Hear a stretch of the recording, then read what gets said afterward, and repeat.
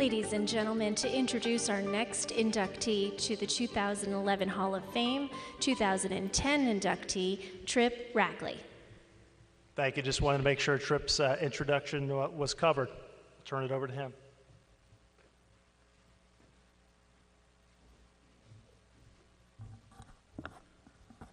Well, Nathan, the girl on the video sounded better than you introducing me. So it is an honor to be able to introduce and welcome Pete into the Hall of Fame.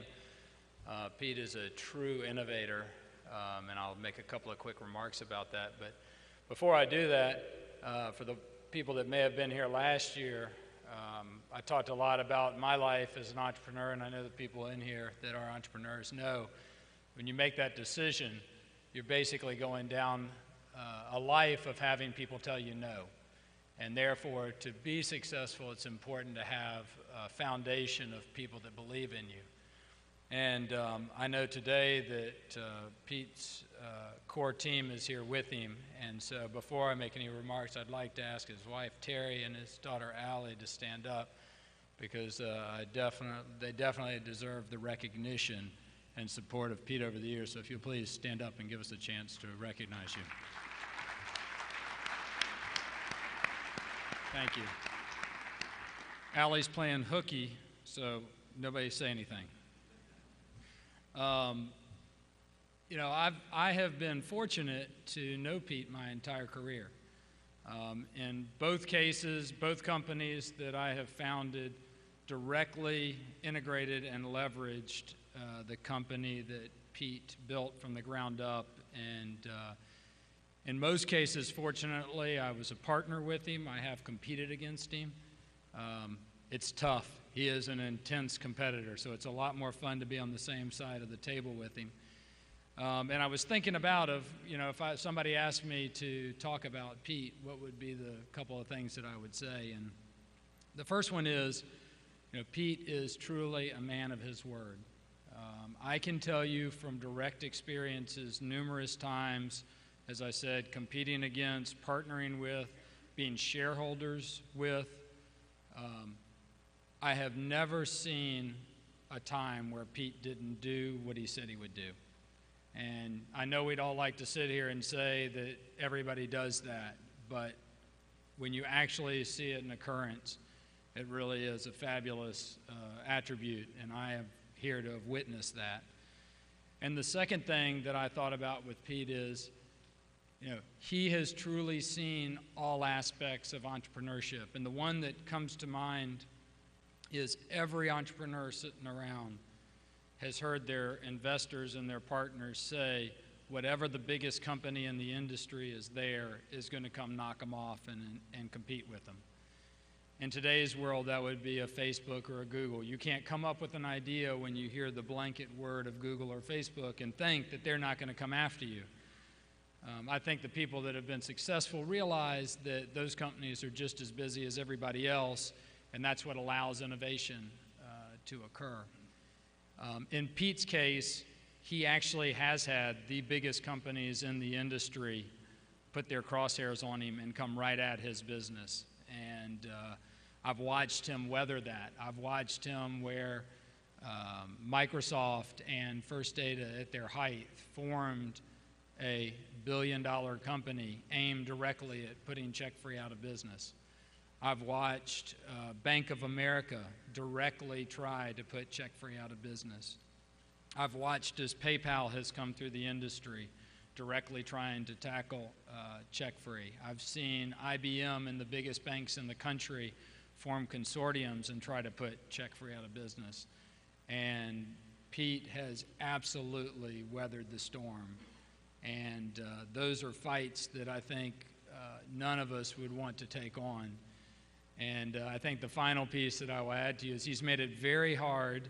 Anybody that's in financial services and any person that's going to go sell into any kind of transactions, you will hear this at the highest levels. He's made it very hard for all startups because every financial institution I have been in front of at the senior level have looked me in the eye and said, Trip, there is no way we are going to do business with you because we are never going to create another check-free in the industry.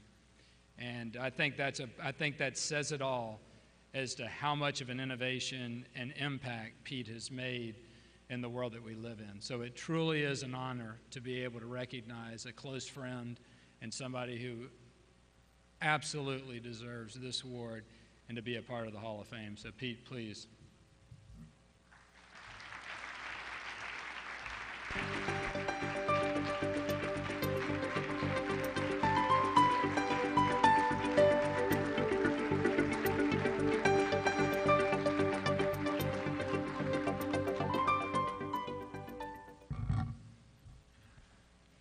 Gosh, I got scared all over again, remembering some of those attacks. So at least you all know now why I have as much gray hair as I do.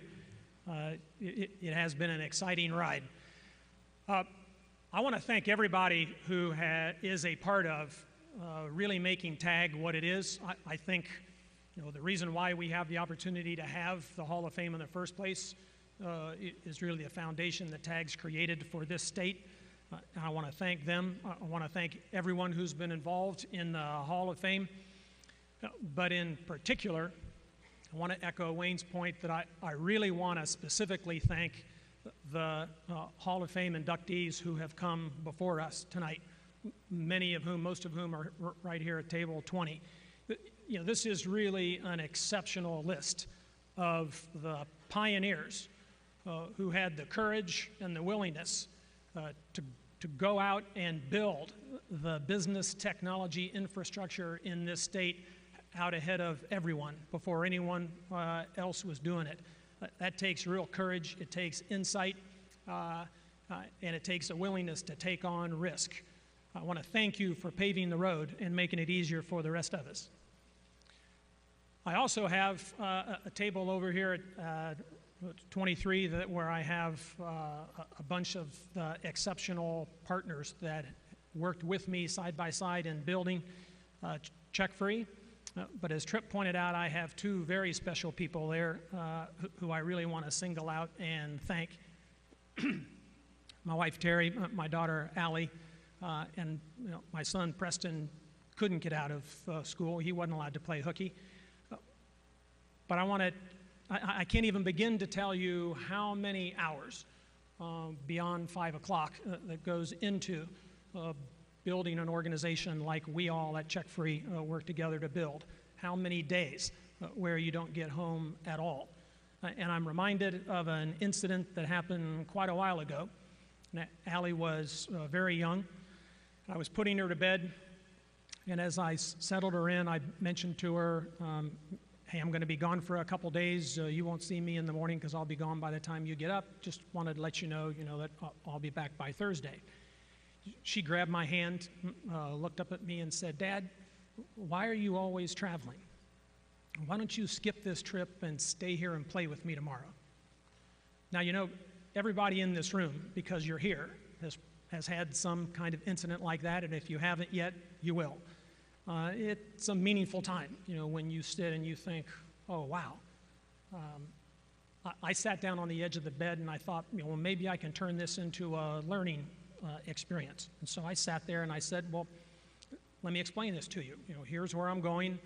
Here are the 3 banks I'm going to be meeting with. Here's what I'm going to explain to them about why I think they should be a part of Check Free and why what we can do for them.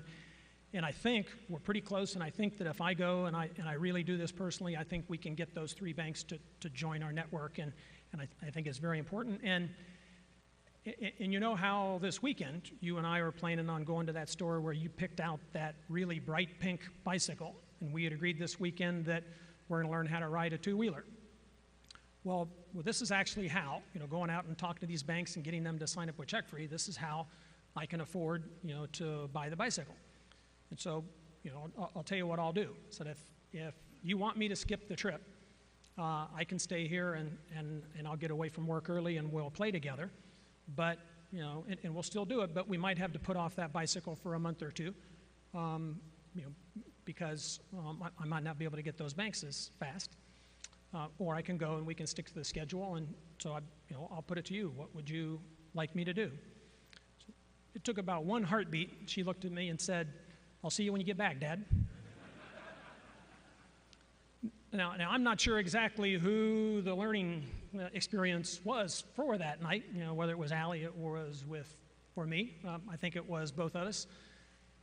But what really, what I wanted to say tonight, because I've thanked the check-free people who really earned this award many times along the way, the thing that, I'd say the debt that I've accrued for all the hours and all the extra time and all the days that I've been gone, that quite frankly is a debt that I'll never be able to fully repay, is the debt that I owe my family for all the time that has gone into my professional career. I can't ever repay that. I can't ever pay it all the way back, but I can, stand here and remind them one more time how much I've appreciated their support, their understanding, because when someone earns something like this, it is never just them. It is everybody who's made it possible, and no one's done more for me than my family. I want to thank you all very much. Thank you.